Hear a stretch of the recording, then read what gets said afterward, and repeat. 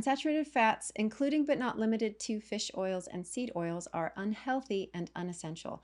Saturated fats are healthy and essential. Yeah, so part of this is not controversial anymore, but part of it is still very controversial. So I believe Ray Peat was one of the first people to really strongly promote the idea that seed oils are not good for you. He was doing that back in the 80s, and I think even before that, which is where there was this big push to get everyone to switch to seed oils from saturated fat, animal sourced fat like tallow, lard, and butter, which is what had predominantly been used as a fat source before that. And then it was all about heart healthy margarine and stuff like that. For people our age, Chris, you're probably just about old enough to remember that. So if you're younger than us, then maybe you don't remember when that switch occurred.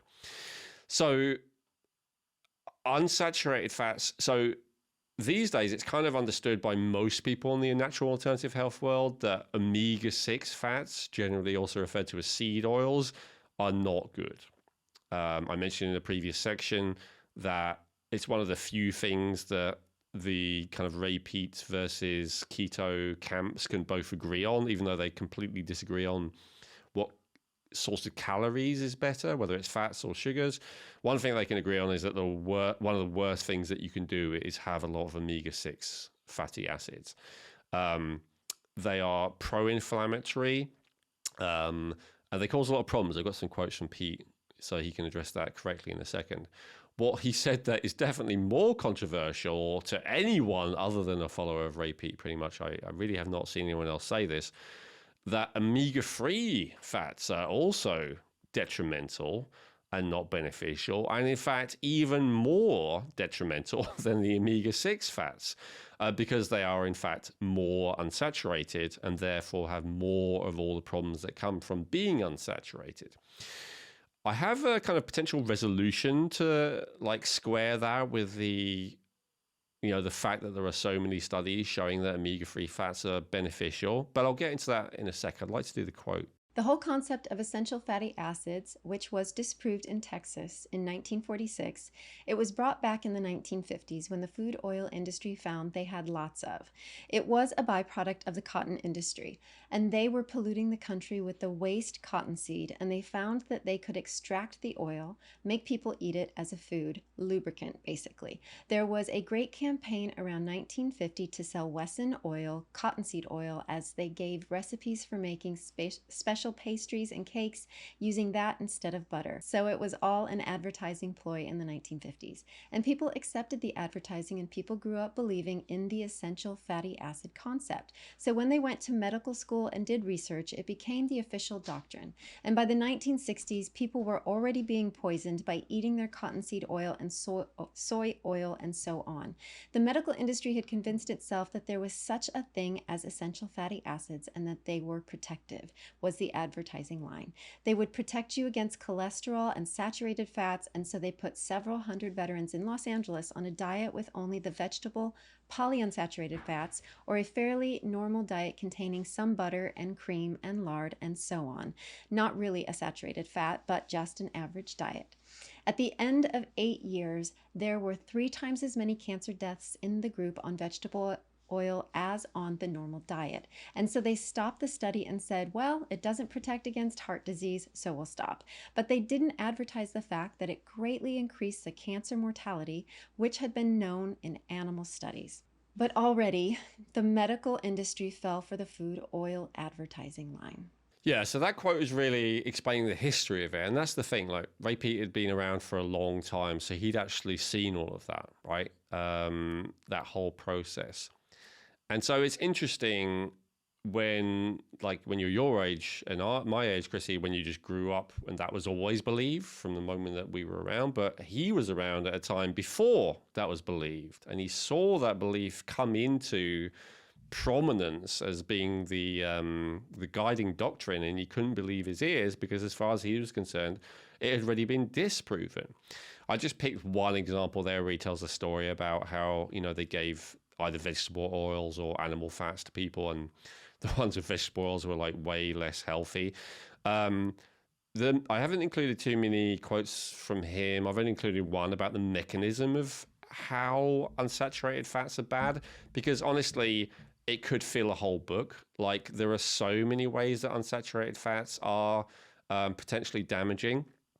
I think one of the things that, but I'll do my best to explain it in succinct way as possible. So, the difference between a saturated fat and unsaturated fat from a purely practical point of view is what temperature they solidify at, right? And so, like a butter or coconut oil or lard might be solid room temperature, right? Whereas, say, a fish oil might be liquid even when it's in a fridge. So basically, the more unsaturated it is, the colder you have to get before it becomes hard, right? The more saturated it is, the warmer it can be before it finally becomes soft, going the other direction. So why does that matter? So from his point of view, it's this, from what I understand. So saturated fat is always better from his point of view because it is less liable to be destroyed by oxidation.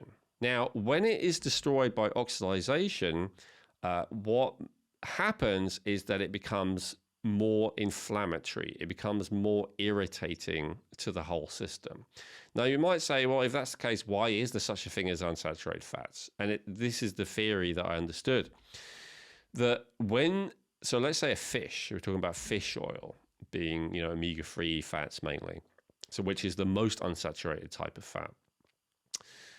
A fish oil, a fish swimming around often in cold climates, if fish's oil was composed of fat as saturated as, say, butter or coconut oil, then what would happen to that fish when they got into cold water?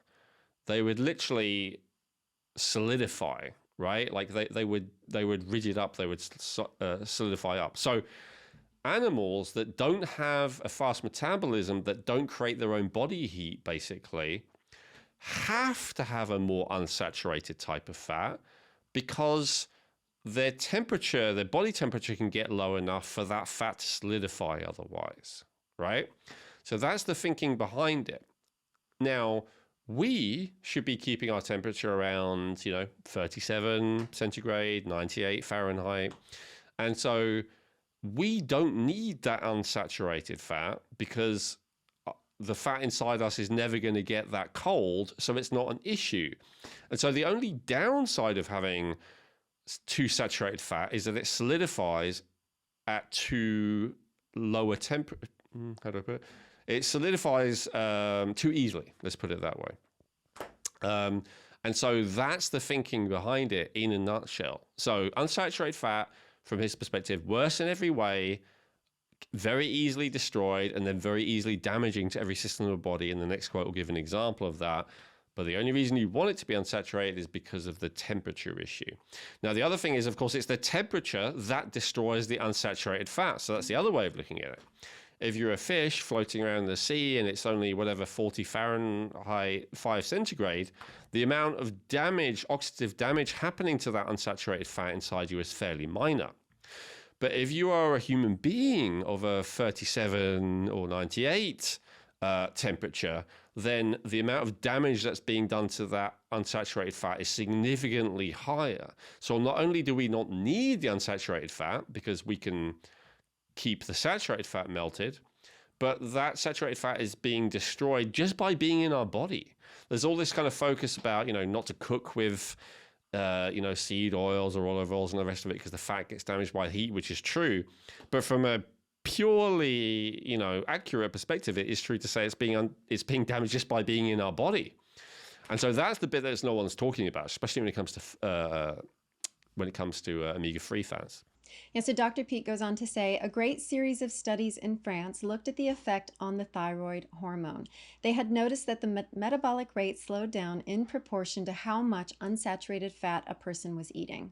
And so just that right there would explain why Dr. Peat would not like unsaturated fat.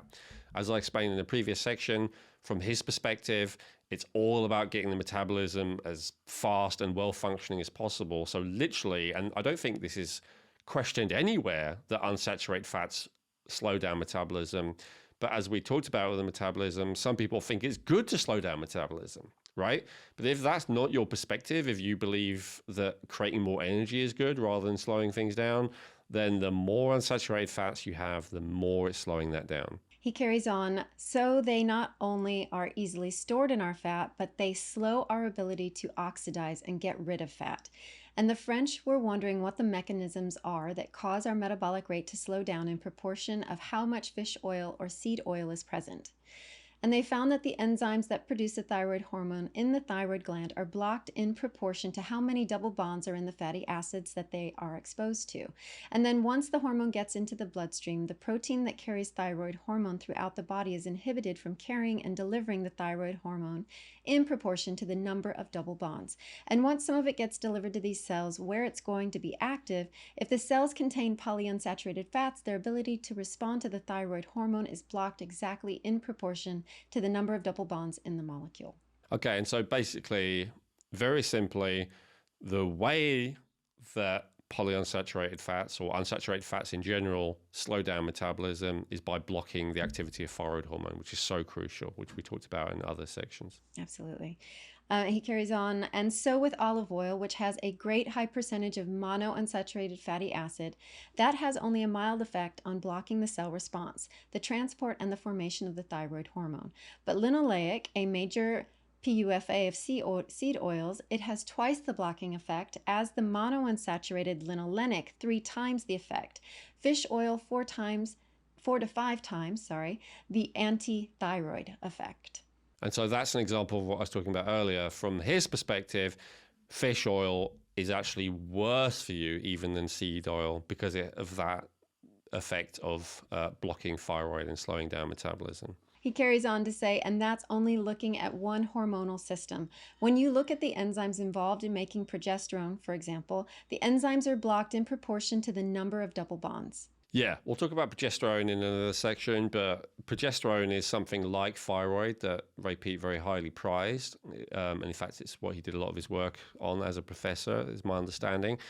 And so thyroid is an amazing, progesterone is an amazing thing, as is thyroid. And if you have suboptimal levels of it, it creates a chain reaction of a lot of other things going wrong.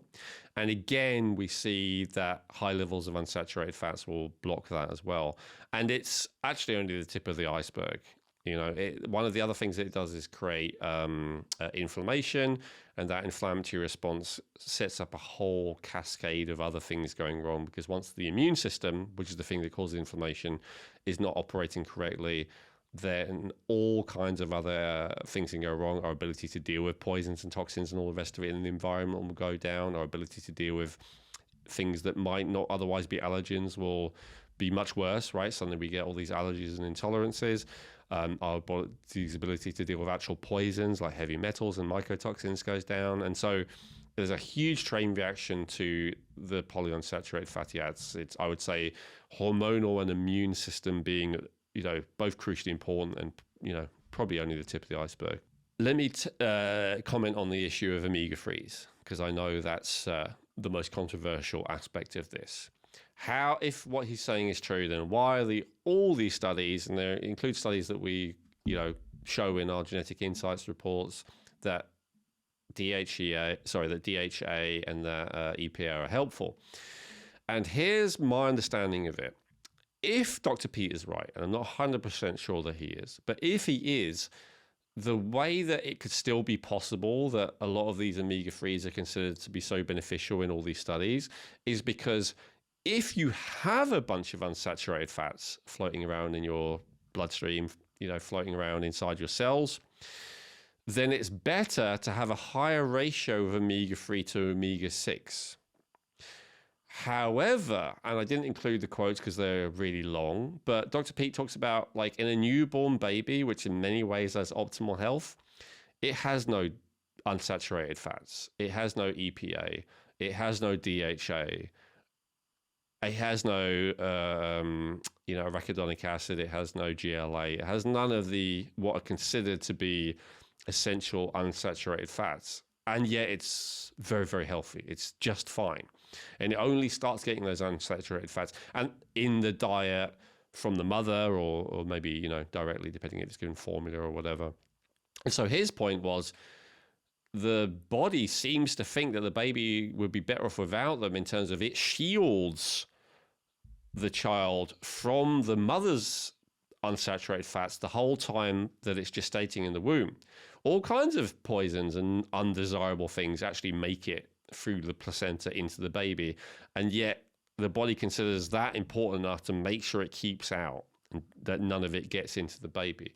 And so if that's the case, is it really something that's essential? Again, I'm not 100% sure about this. I'm just not an expert in it. But it's a reasonable proposition to then say, maybe we are actually fine without any omega-3s and omega-6s. But given the fact that in the last, you know, definitely 40 years, as Dr. Peat said in the quote, really, you know, going back 80 years, we've slowly been inundated with omega-6s in everything, you know, in all processed food, in all fast food, in all restaurant food, in, you know, pretty much, unless you're making it yourself from single ingredient things, you're going to be full of omega-6s. And so it's possible that in that case, having a good ratio of omega-3s in relation to it would be better.